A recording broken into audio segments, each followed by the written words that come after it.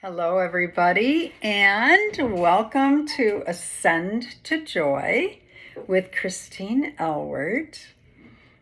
I am a guide, a teacher, a facilitator of healing, certified by the Modern Mystery School, an author of a book, Ascend to Joy, Transform Your Life Through Living Kabbalah. And I am here today hopefully to inspire you to be your best, most genuine, authentic self. So what does that mean? Well, there is a beautiful saying that I adhere to, and that is that we are eternal beings. Therefore, we have never been born, and we shall never die. And there's another part of my background that says that we are made in the image and likeness of God. And then more recently, that God resides within us, and that we are gods and goddesses. Okay, not the God or the goddess, but gods and goddesses in our own right.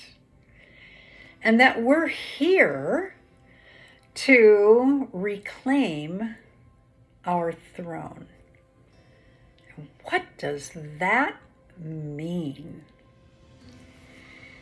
What it means is, there's so many people today, right now, that are saying, well, I don't know what my purpose in life is. And I can confidently say to them, well, in a general sense, I know what your purpose is. And they'll say, really? What's my purpose? And I'll say, to know yourself, to step into your God or goddess identity, to create a world that is awesome and filled with joy. And as a consequence of that, peaceful and loving.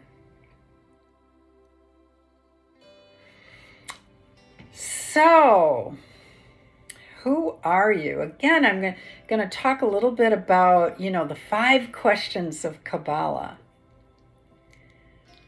Who am I? What am I? Where did I come from? Where am I going? And what is my purpose in life?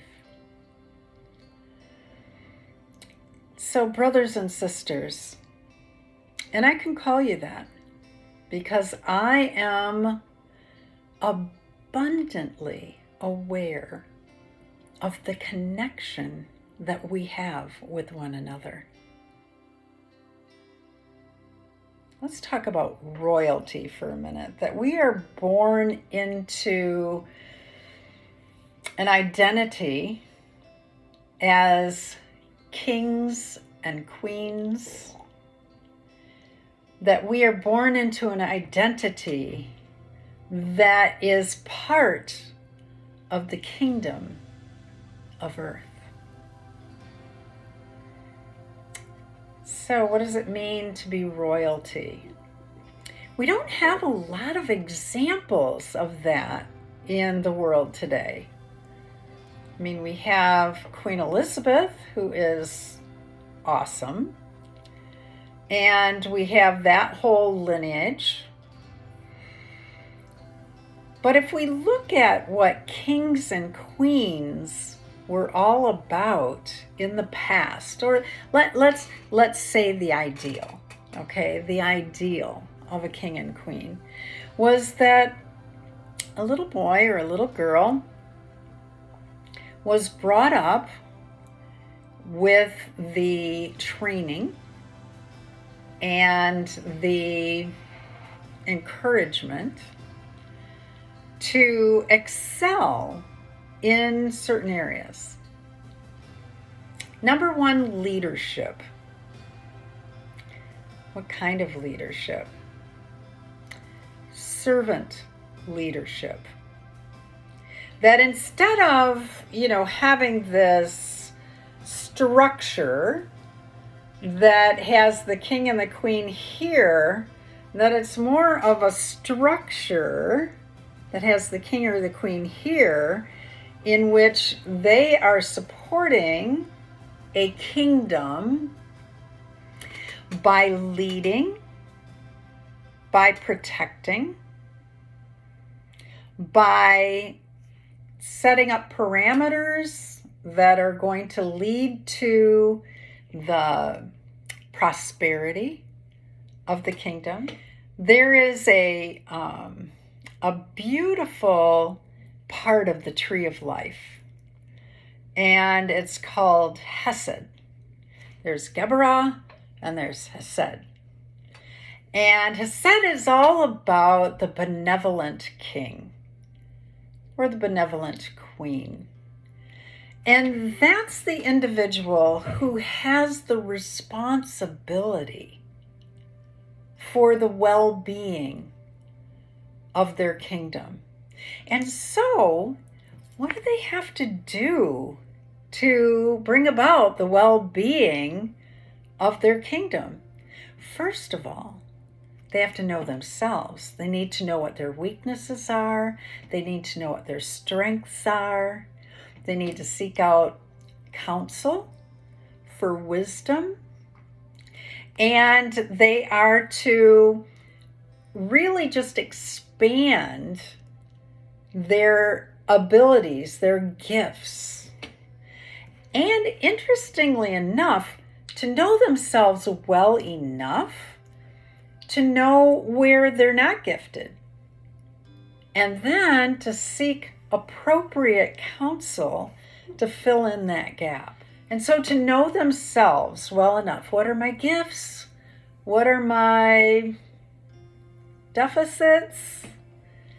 Surrounding themselves with counsel that will fill in those gaps, have the experience necessary. But then there's a second part to that, and that is knowing who they serve, knowing their kingdom. The wise queen, the wise king would go out into the kingdom and get to know the people and get to know what they need and to listen, to do a great deal of listening. I think of one of the he's touted as the wisest king in history, King Salomon. I am from the lineage of King Salomon in my training, of which I'm really proud and really happy about. But there is one story that's pretty famous about King Salomon. And that is that two women came to him with a baby. They had been in the birthing lodge together, and both of them had given birth to a baby. And one of the babies died. And so the woman whose baby died, and she realized that, looked over. I'm kind of filling in the story. Looked over and saw that the other woman's baby was still alive and that she was sleeping. So she took the other woman's baby, and gave her the dead baby. So, well, a mother knows her child. And so she woke up. She said, where's my baby? And what is this baby doing here? And the other woman said, this is my baby. Anyhow, they came to King Solomon. And they said, this is my baby. No, this is my baby. No, this is my baby. And King Solomon said, well, I have the perfect solution. We'll just cut the baby in half, and you can each have half. At which point, one of the women said, no, that's not my baby. And that's the woman that King Solomon gave the baby to. Why? Because he was wise enough to know a mother's love would never let her baby be cut in half. So not only knowing ourselves, but knowing the people we serve. Who do we serve? Who do I serve? I'm here to serve you. I'm here to serve my brothers and sisters. And who are my brothers and sisters? Yes, my family of origin is quite large. I'm the oldest of 10, but my real family, the family of humanity, is much larger than that.